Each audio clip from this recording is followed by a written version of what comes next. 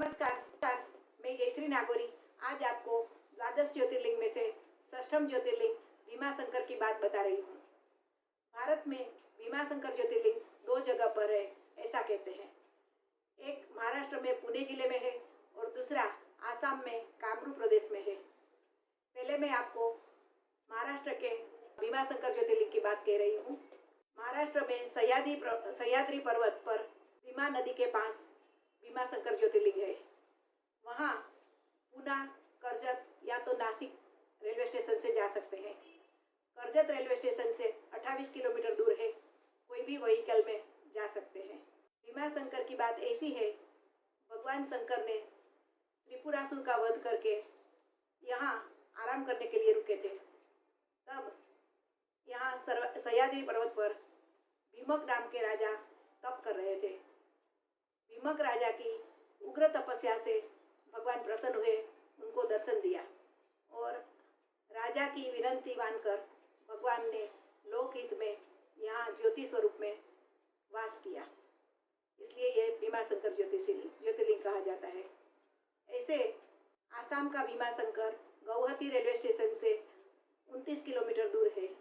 वहाँ भी कोई भी व्हीकल से जा सकते हैं। शिव पुराण में कोटि रुद्र संहिता के अनुसार सूत जी ने मुनियों को बताया था, रावण और राम की लड़ाई में श्री राम भगवान ने जब कुंभकर्ण का वध किया, तब उनकी पत्नी करकरी अपने पुत्र भीम को लेके वहाँ से भाग गई थी। भीम जब बड़ा हुआ तब उसने अपने पिता के बारे में पूछा। तभी करकरी ने बताया कि श्री राम के साथ लड़ाई में कुंभकर्ण, रावण और पूरा परिवार का विनाश हुआ है। ये बात सुनकर भीम को बहुत गुस्सा आया और उसने ब्रह्मा जी की तपश्चर्या की। ब्रह्मा जी के पास अतुल बल मांगा। फिर बलवान होके उसने स्वर्ग पर चढ़ाई की, सब देवताओं को पराजित किया और स्वर्ग का राज्य हासिल कर लिया। बाद में उसने कामरूप प्रदेश में सुदक्षिण नाम का महापराक्रमी महासमर्थ राजा था, उसके ऊपर चढ़ाई की। दोनों के बीच में भीषण युद्ध हुआ, लेकिन ब्रह्मा जी के वरदान की वजह से भीम विजेता हुआ। राजा सुदक्षिण को बंदीवान बनाया। राजा ने जेल में भी पार्थिव शिवलिंग बना के ओम नमः शिवाय के जाप करने लगा।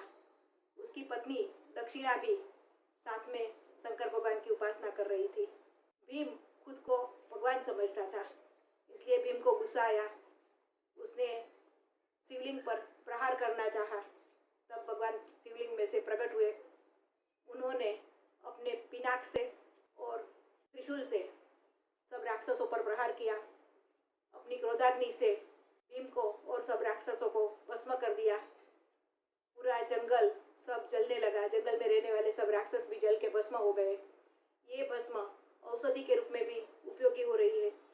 ऐसे फिर सब देवों ने और राजा सुदक्षिण ने लोक कल्याण के हेतु भगवान को वहाँ निवास करने को कहा और भगवान ने अपना तेज तत्व शिवलिंग में रखा और भीमाशंकर ज्योतिर्लिंग नाम से प्रसिद्ध हुआ। भीमाशंकर ज्योतिर्लिंग का दर्शन करके सब लोग सुख प्राप्त कर सकते हैं। नमस्कार।